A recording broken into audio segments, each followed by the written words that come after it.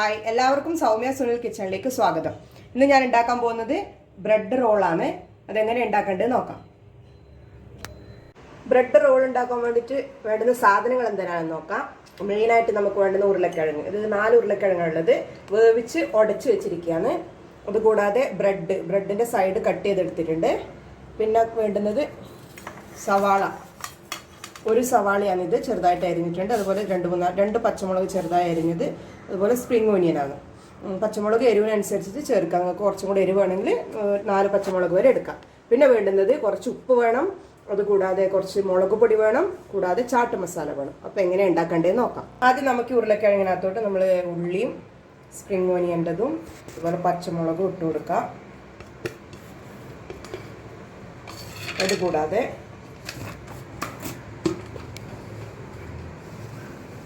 ആവശ്യത്തിന് ഉപ്പ് ഇട്ട് കൊടുക്കാം.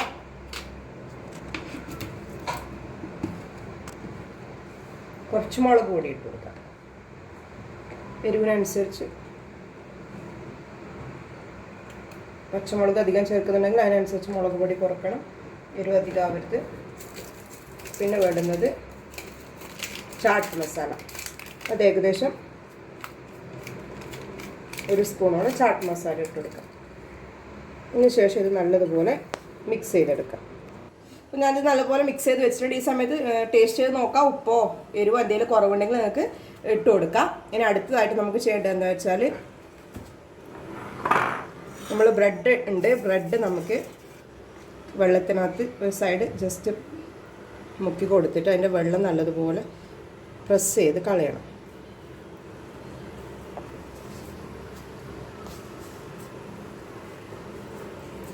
അതിനുശേഷം നമ്മൾ ഉരുളക്കിഴങ്ങ് ബാജി എടുത്തിട്ട് ഇതിനകത്തോട്ട് മിക്സ് ചെയ്ത് വെക്കുക. ഇതുപോലെ 2 കോർണറിൽ നിന്ന് ഇങ്ങനെ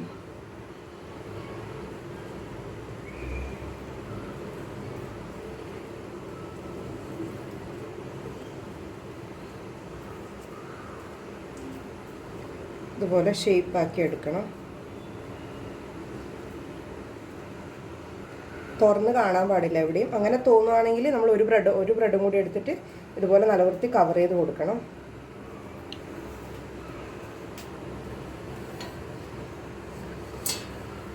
ഒരു പാത്രത്തിനകത്തോട്ട് വെക്കാം. ഇതുപോലെ നമുക്ക് ബാക്കിയുള്ളത് ഉണ്ടാക്കിയെടുക്കാം.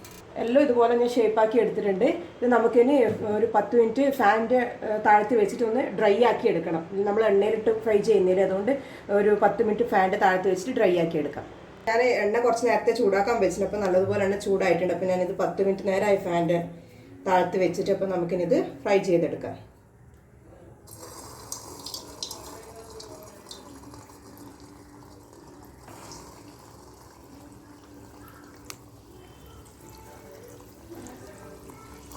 ഇത് നല്ലതുപോലെ 2 സൈഡും എല്ലാ സൈഡും ഒരുപോലെ ബ്രൗൺ കളർ ആവുന്നവരെ ഫ്രൈ ചെയ്തെടുക്കാം.